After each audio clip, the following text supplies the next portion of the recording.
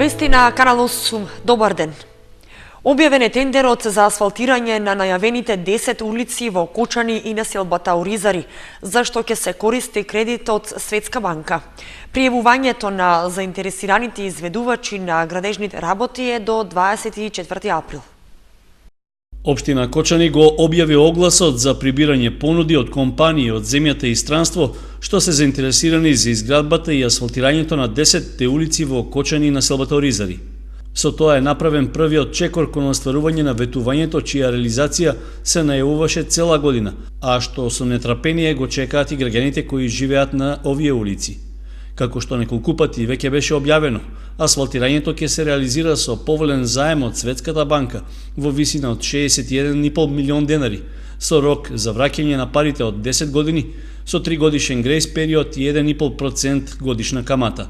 Со средствата ќе се асфалтираат улици во вкупна должина од околу 4 километри, и тоа десниот и левиот крак на Орце Николов, Февруарски поход, Ѓорче Петров, 13-та македонска бригада, Димитрија Лазаров, Македонска разловечко востание и 15-ти македонски корпус, како и Пиринска 554 во Прокарка и улицата Јанка Стоименова во населбата Оризари.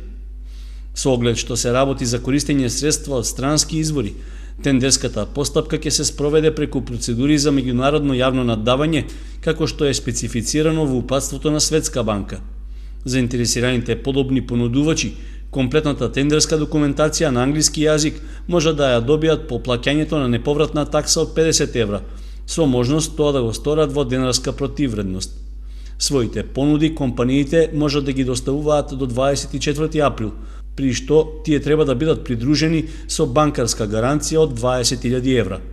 По завршувањето на огласот за јавна набавка ќе следуваат изборот на изведувач и реализацијата на градежните работи, чиј рок за завршување е 9 месеци. Над 330.000 евра е проценетата вредност на штетите што ги предизвикаа поплавите во општина Чешиново Облешево.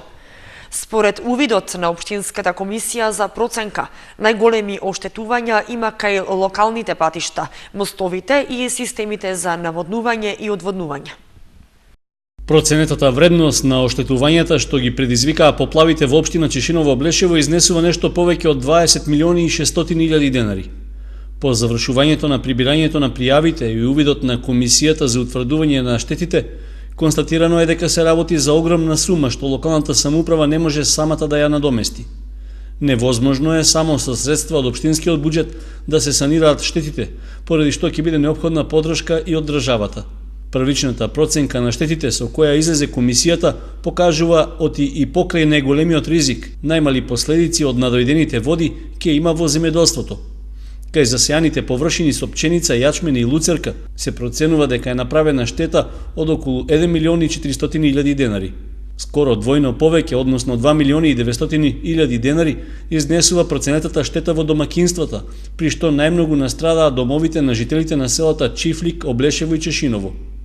Големи оштетувања има и кај сообраќајната инфраструктура, односно кај локалните патишта и мостовите, каде според извршениот увид вредноста на штетата е околу 4 милиони и 400.000 денари. Сепак, најпогодени од поплавите се системите за наводнување и одводнување, со оштетувања од над 5 милиони денари, како и земјоделските патишта и мостовите, кои учествуваат со 1/3 од вкупно проценетата штета, односно околу 7 милиони денари.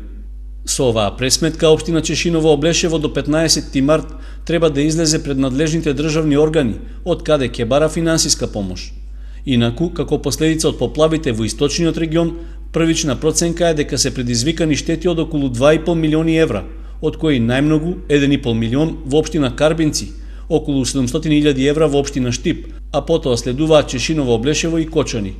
Во проценетата сума не се вклучени штетите од одроните од Карпи на магистралниот пат А3, како и оштетувањата на мостот кон Зрновци и други интервенции на постојната инфраструктура. Поради тоа, можно е во целиот источен регион да има штети што ќе надминат сумата од 3 милиони евра. Изработен е идејниот проект за изградба на парк кај селото Рајчани, посветен на македонскиот револуционер Никола Карев. Се работи за современо уреден комплекс со споменично обележје и придружна инфраструктура.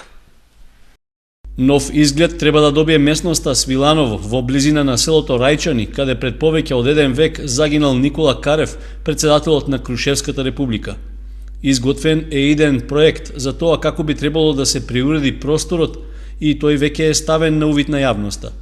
Идејата е по повод одбележувањето на 110 годишнината од смртта на македонскиот револуционер да се изработи заеднички проект на општините Чешиново, Облешево, Кочани и Пробиштип за изградба на историски парк, што ќе го носи називот Никола Карев. Според нацрт планот, на местото на постоечкиот споменик треба да изникне нов, современо осмислен парк што ќе представува туристичка атракција, а воедно и пријатно место за рекреација. Се работи за поголем комплекс што би зафаќал околу 300 метри квадратни, а на кој покрај спомен обележјето предвиден е и простор за одмор на посетителите, со електрично осветлување од соларна енергија, комплетно хортикултурно уредување, како и мал паркинг простор. Овој проект беше најавен од страна на градоначалниците на трите соседни општини при минатогодишното одбележување на годишнината од загинувањето на Карев.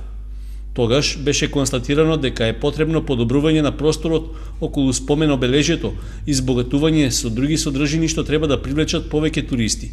Ќе настојуваме да го завршиме, да овде направиме едно солидно место, каде што ќе имаме собиралиште на сите намерници кои што ќе дојдат тука, меѓутоа и одбележување на дел од историјата на Република Македонија. За сега нема информации колку би чинела и како ќе се обезбедат потребните пари за конкретната реализација на идејниот проект за историскиот парк кај Свиланово. Поетско читање по повод празникот на жената 8 март се одржа во библиотеката Искра. Воедно беше одбележан и јубилејот 50 години постоење на литературниот клуб Копнеш. Стихови за жената, афоризми кои ја насмеаја публиката. Библиотеката Искра го одбележа празникот на жената 8 март. Се делеа ружи на присутните припаднички на понежниот пол. По повод 8 март во библиотеката Искра традиционално се одржува поетско читање на поезија, проза па и афоризми од членовите на литературниот клуб Копнеш. Денот на жената 8 март секогаш бил инспиративен ден за поетите, така што поезијата обично е и најубава на овој ден. Библиотеката Искра имаше 2 настани за одбележување, меѓу кои 50 години постоење на литературниот клуб Копнеш, кој функционира во склоп на библиотеката.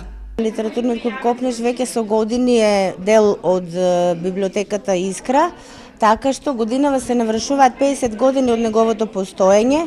Во текот на овие години членувале и се размениле многу членови, така што еве се поголем и поголем бројот на членовите, меѓу кои радува фактот што се и од помладата популација. Литературниот клуб Копнеш секоја година издава и свој билтен, редовно организиран и за активности поврзани со празниците и деновите кои се значајни и се одбележуваат. Освен тоа, овој клуб секојдневно е отворен за запишување нови членови, љубители на убавиот пишан збор. Со своји рачни изработки, цвеќиња и честитки, учениците од сите 4 основни кочански училишта го одбележаа празникот на жената 8 март. Им подарија подароци на случајните минувачки припаднички на понежниот пол. Учениците од сите основни кочански училишта по повод 8 март, денот на жената, изработија цвеќиња и честитки. Учениците од основното училиште Свети Кирил и Методи им го честитаа празникот на своите наставнички. Се потрудија да научат зошто и од каде потекнува одбележувањето и славењето на овој ден. Во недела 8 март, денот на кој жените се избориле за своите права и еднаквост помеѓу мажите. По тој повод ние ќе ги подаруваме цвеќиња на случајните минувачи. Благодарение на некогашните жени кои се бореле за своите права, денешната жена е равноправна во сите полиња и затоа денес има жени кои се образовани и работат различни професии. Празникот 8 март се одбележува со подарување на цвеќе кој е символ на нежноста и убавината. Нескапоцениот цвет е цветот изработен од детските раци.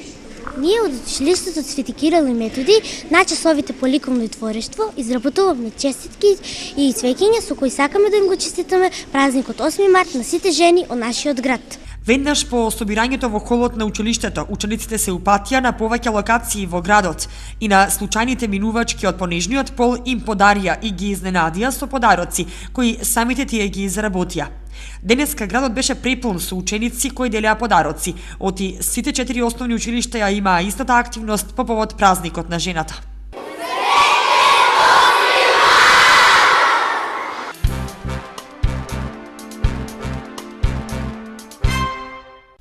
Македонската носија и фолклор прикажани во најдобро светло надвор од границите на државата. Фолклористите на Лупчо Сантов од Оризари, гости на културно-уметничкото друштво Медвежа од Трстеник, Република Србија. Македонскиот фолклор повторно прикажан во најдобро светло надвор од државата. Фолклорниот ансамбл Лупчо Сантов од Оризари деновиве беше гости на културно-уметничкото друштво Медвежа од село Медвежа, Трстеник, Република Србија. Фолклористите се представија во најдобро светло со македонски ора препознатливи за нашиот крај. Културно-уметничкото друштво Медвежа од Србија во преполната сала на основното училиште Љубивое Бајич одржа годишен концерт на кој учествуваа околу 200 играорци од 4 фолклорни ансамбли. Покрај домакинот, гости на овој концерт беа фолклорниот ансамбл Карановац од Крајлево, Свети Никола од Трстеник и фолклорниот ансамбл Лупчо Сантов од Оризари. По концертот имаше заедничка забава на сите учесници со песни и ора до раните утрински часови.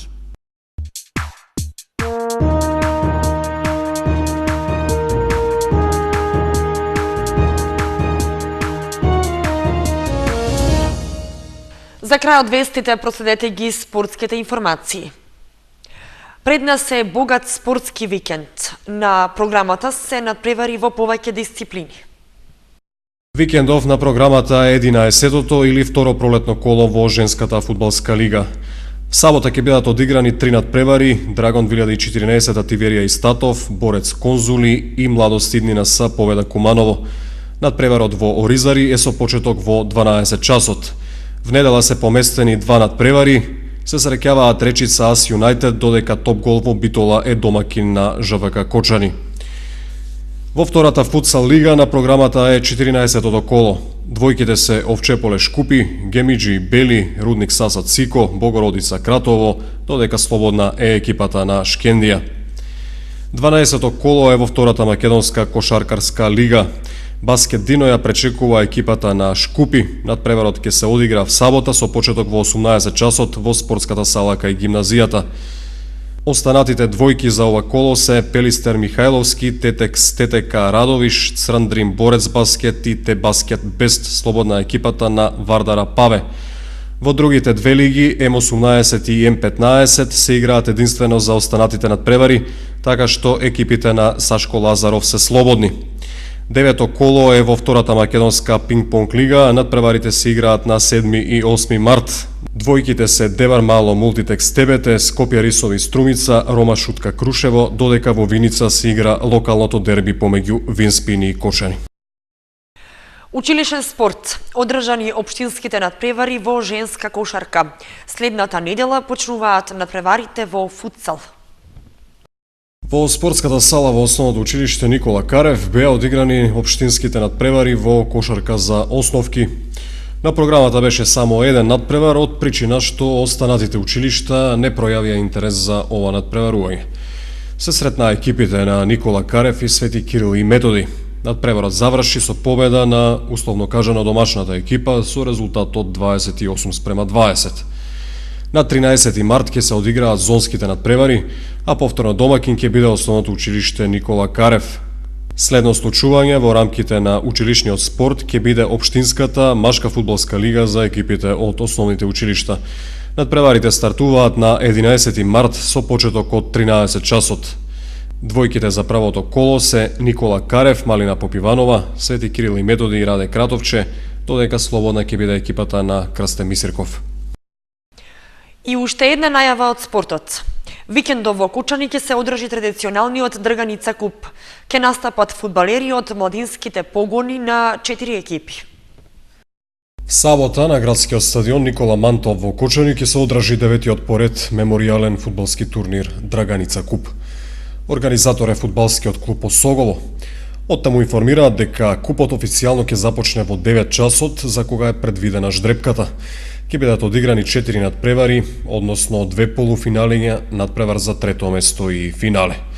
Во 10 часот ќе биде одигран првиот полуфинален надпревар, вториот во 11 часот, малото финале е предвидено за во 12:30, а големото за 13 часот и 30 минути. На турнирот ќе настапат екипите на Вардар, Академија Пандев, Брегалница и домакиното Соголо. Традиционално на требнатиот терен ќе истрчаат пионерските школи, годинава тоа се фудбалерите родени 2000 и 2001 година. Како и секоја година, освен пехарот за победничката екипа, ќе бидат прогласени најдобриот играч и најдобриот голман на турнирот. Купот се одржува во спомен на легендата на кочанскиот фудбал Драголюб Михајлов Драганицата.